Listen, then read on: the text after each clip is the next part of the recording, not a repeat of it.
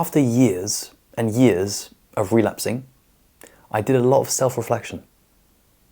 And during my self-reflection, one of the things that I learned about myself is that I would never go straight to PMO.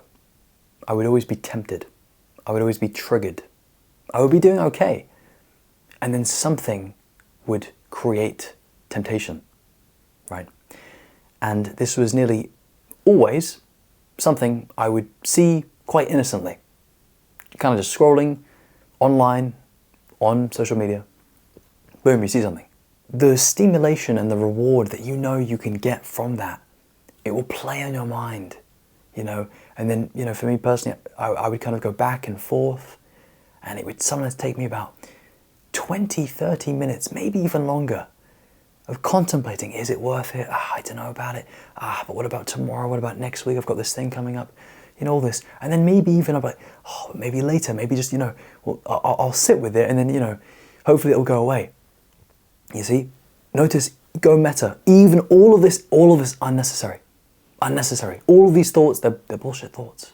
Reflecting on all of this, man, I came to realize, man, it's kind of a joke. The difference between your life when you have softcore PMO and when you don't have softcore PMO is like night and day. It's nuts. You know, a couple years ago, I could go for like a good couple of months without PMO. And then I would see something and be like, oh man, I wish I didn't let that enter my consciousness. I can remember one time I was sitting on the trunk. It's like a shoe trunk. It's something you put your shoes in. Anyway, I was sitting on this, and I remember sitting there, and I remember I had the image of a thing I saw online. It was like a picture that was not good for me. I had that image, and it was burned into my mind. And I remember I went like a majority of the day being like, man, you know, I'm okay, I'm cool. And because I had that image in my mind, dude, later on I went back and I relapsed because I had that in my mind. I thought, one day I'm going to be so disciplined that I'm not going to be consuming anything that would tempt me, right? Because you can be a strong individual. You can have, you know, good ass strength, right? You can have great willpower. You can have amazing determination. But the mind is so tricky and it's so slippery that sometimes even just that little photo will get you, man. It definitely was for me, man. You know, but hundreds of times, dude. You know, naturally on this path, you do a lot of self-reflection, and me doing my self-reflection, man, I'd always go back to, you know, the moments right before I would consume that image, what life was like, what I was doing. And it's crazy, man, but when you really think about it, it's like, just don't consume that trigger. Don't fall into that. Don't have that. Don't absorb that. You'll think a lot about, you know, your life, your state, what makes you happy, what's throwing you off the path, momentum. And when you really think about it, when you really, really think about it, you realize it's the small moments. It's the critical moments. We've spoken in the past about the importance of these. They're everything, as we know. And then eventually what happens is you get so sick and tired, so bored, so fed up of relapsing, of going back, of just living this, you know, poor, low quality life, that you say, you know what, screw it, man. Let's do this. Let's remove that softcore, okay?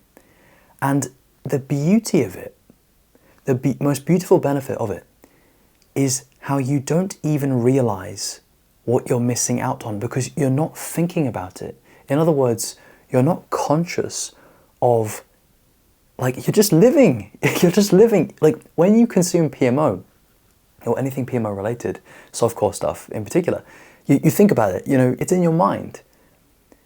But when you don't consume any softcore PMO because you've deleted those things, you've deleted those social medias, you've deleted those pictures, those images, those videos, then those triggers,